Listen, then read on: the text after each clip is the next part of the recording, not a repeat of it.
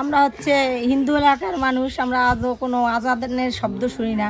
হয়তোবা তার মনে হয়েছে যে এখানের মানুষ ঘনবসতি হিন্দু, এখানে গেলে আমি খুব সহজেই সব দখল করতে পারবো, এদের তো কোনো ইয়া নাই, এখানে গেলে হয়তোবা আমি সবই দখল করতে পারবো নিজের মতো, এর জন্য হয়তোবা সে এখানে বাইসা নিছে। আর এখানে আসার পরের থেকে তো মনে করেন আমাদের আগের স্বাধীন একটা জীবন ছিল। এখানের মানুষ দরজা এখনও আদৌ মনে হয় কেউ দরজা লাগাইতো না, রাত্রিবেলা ঘুমাইতো, কোনো চুরি ছিল না, শান্তি ছিল। এই পাথারের জমিতে মানুষ কাজ করত, মাছ ধরতো, কিন্তু এখন তো সে আসার পরে পাথারে মানুষ একটা মাছ ধরতে পারে না, তার জায়গা কেউ একটু জাল পাততে পারে না, একটা গরু ছাড়তে পারে না, সব দিকেই তার সমস্যা, সবই সে দখল করে নিছে।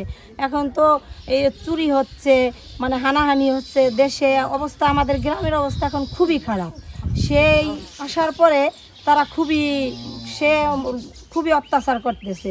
এখন আমাদের এইখানের মানুষ তো খুবই ভয়ে আছে যে কখন সে কি করবে। জমি জমা নাই, ভারী কষ্টে জমি করছিলাম।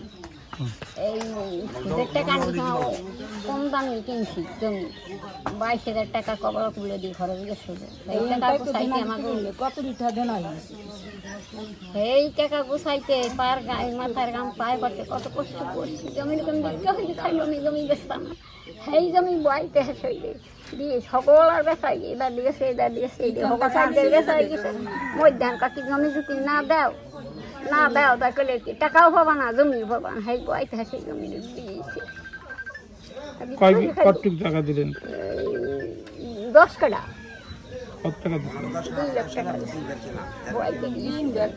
আমরা ঢুকবো না, আমরা এই দেড় দিয়ে থাকবো বেন্দু আবাসে বলছে। এখন তো বেন্দুই নিয়ে গেছে, এই আমাকে এই বাড়ির কান্দা দিয়েও নিছে বেন্দু। এখন আমারও থাক অসুবিধা না। বলছি উনি এই ভিতরের অনেক জমিগুলা মামলার সম্পত্তি নিয়ে নেছে, দুই পক্ষে মামলা চলতেছে, এক পক্ষের বিয়ের রেকর্ড হয়েছে, ওদের কাছ থেকে দলিল নেবে, ওই সম্পত্তিতে মামলা চলতেছে, কিন্তু ওনার কেনার পরে মামলা থাকে না ওই সম্পত্তিতে, কেউ মামলাও করে না ভয়তে। এই আমাদের এই সম্পত্তি যে বাড়ি বুড়ি সহ এইখান দিয়ে উনি নিতে চাইছিল, ঠিক আছে, আমাদের 50,000 টাকা ঘুষ দিয়ে এই কেনাটা ফিরিতেছ ওনারে। এই টাকাটা কে নিছে? তুই বলছো না, তুই বলছিল। ও মানে ওই ব্যক্তি আপনাদের কাছ থেকে টাকা নিছে? এই জমিটা কেনা বন্ধ করতে 50,000 টাকা ঘুষ দিতে হয়। আমার বাবা 10 কাঠা জমি দিছিল, আমার তো বিকাশ নিচ্ছে ছিল না, এখন বাঙড়ে পড়িয়ে গেছি, মানে বালি কাটিছে, ওই বাঙড়ে খুলে পড়িয়ে গেছে, বাধ্যতামূলকে আমার সেই জমি এবার বিক্রি করাই লাগছে পরবার জন্য।